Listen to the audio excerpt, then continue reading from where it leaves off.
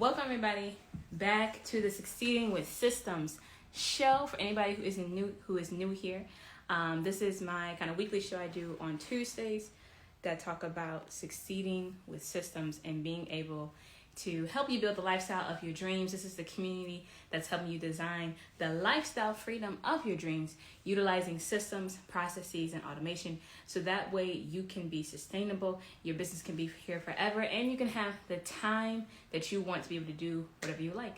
I am your host, Khadirah Muhammad. I am a systems implementation engineer. I do this for a living, and I like to help companies be able to just expand and actually have the ability to really be here forever, because a lot of times we build companies without thinking about the end in mind and what it takes to actually get there.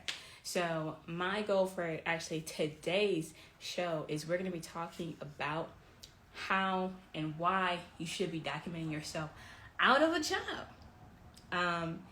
And I find it hilarious that we don't ever want to do this. And I heard it earlier today. Somebody made a really good analogy, and I'm totally going to steal it. But I use a different one, but I like this one. I think it's Connie S. Falls, because I heard her say it before. I'm totally going to take it, but everybody should actually go check her out. She's been doing this much longer than I have, and so she really knows this as well. But she gave a really good example of when we are like most mom and pop small businesses. Let's say they're a hair salon. Let's say they own some type of like barbecue place, a restaurant, or something like that. And we have like that secret ingredient, right? You have this secret ingredient. You have this way that your business runs and people love it and everything like that, right? But the issue being that only you know how to make the secret ingredient, or only you know how to make the secret, not the secret, but the favorite meal, or you're the only person that knows how to create that favorite dish, or the only person that all the customers like talking to, and you never teach it to anybody at your business. You never teach it to your children, and because you're scared somebody's going to take it, you're scared somebody's going to duplicate it. And I extend past that, where we're just kind of scared of being successful and being able to duplicate ourselves. Either way, that fear prevents us from really being able to be successful and being able to pass down what you know to your children, to your loved ones, to the people who are going to be ideally taking this a step further. And now you're the person who you're at retirement. You don't really want to be up working every single day the exact same way, putting in the hard work, but you have to, because nobody else knows how to do what you do.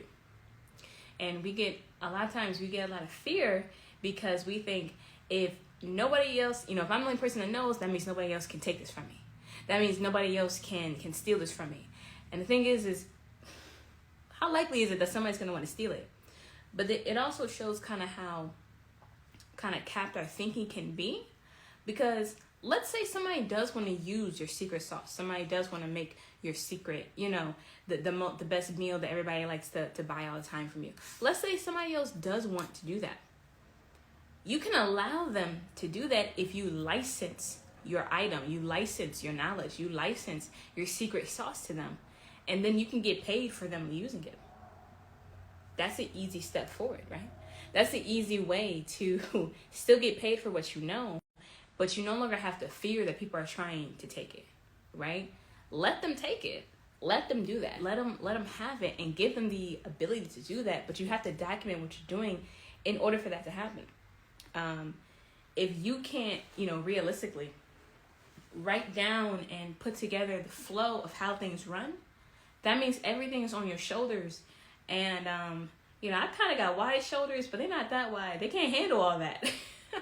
They just can't handle all that. And so if we want to have businesses that are here forever, then we owe it to not just ourselves, but for our future selves. You owe it to your future family or your current family. You owe it to the people who are either going to take over the business, or else you either leave it to just kind of close down and nothing happens, or you sell it for less than what you potentially could have gotten if you had actually taken the time to document your processes. I know that firsthand because one of my clients actually buys companies like this. They will buy companies that are in a particular field. He works in a very specific sector, and he buys companies that are like, they're kind of smaller, mom and pop, but they're kind of owner absentee, meaning the owner isn't there all the time, but sometimes they are. It'll be either fully owner absentee or semi owner absentee. And just because they're absentee doesn't exactly mean that there's processes and systems in place. It just means that they might have gotten the right group of people who just kind of know how things are handled, and therefore they're the ones that do kind of all the work, and they, the owner can just kind of chill out a little bit. Maybe they have like a family member or something in there. But the companies that don't have any processes, they don't have any procedures, they don't have any way of generating new cash flow, they don't really maybe know the seasons in their business, then those are the ones that are valued less, even if their revenue says that they should be valued more, right? Your companies can be valued less if you don't have the right processes. A lot of people don't know that. Your companies can be valued less if you don't have the right processes that proves that it should be valued more. And so instead of having, and I hope actually my desire is to kind of change what we feel and what we think about when it comes to our businesses, and sharing what we know and documenting what we know.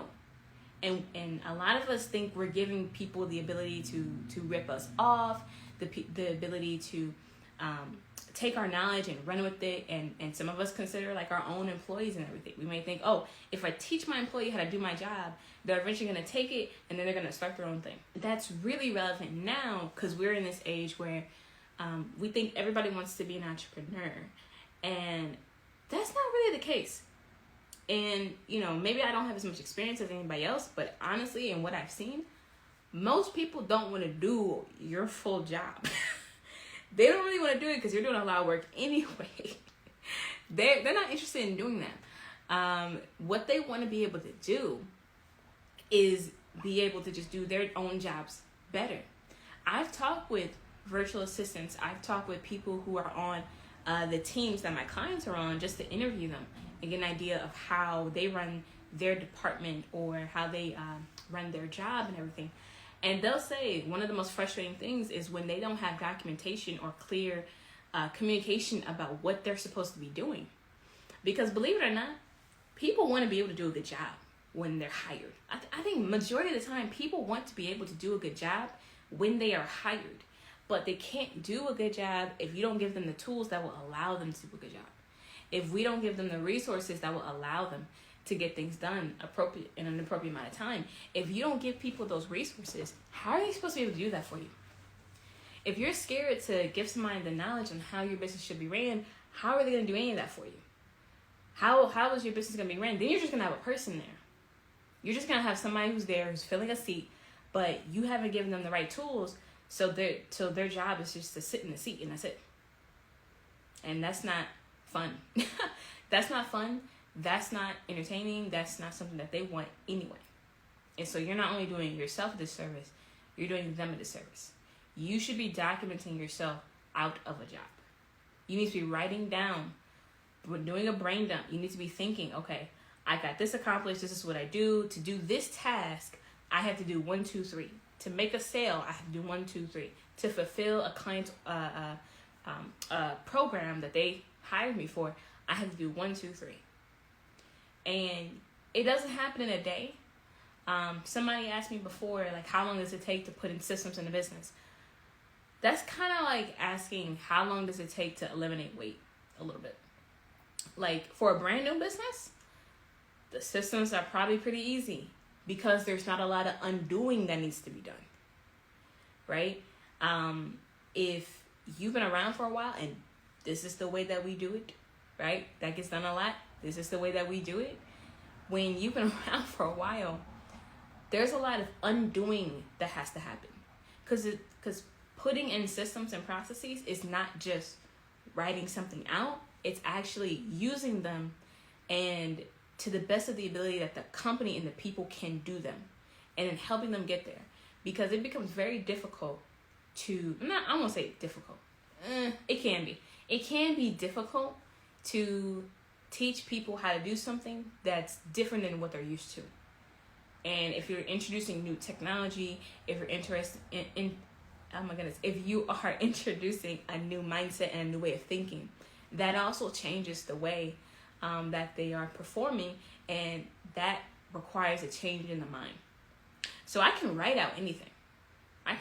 We can record a video now, and then we can just call that your system. We can call that your process. But to actually put all your processes together in a systematic format, that can take time. That can take time. And what also can take time is you actually documenting your processes, because you have to remember to do that. You have to remember to document. You have to remember actually to show people to how to do it, and you have to teach it. So that's another thing that I think a lot of people miss. Even I miss it sometimes, quite frankly. I'm a documenter, I'm a planner, I'm an organizer. I do all those things. But I forget that most people don't have my mindset the exact same way. Like, you just don't. And that's okay. This is my skill set. This is my gift that I have from God. I have that gift of planning, of organizing, of executing on strategic strategies and stuff like that.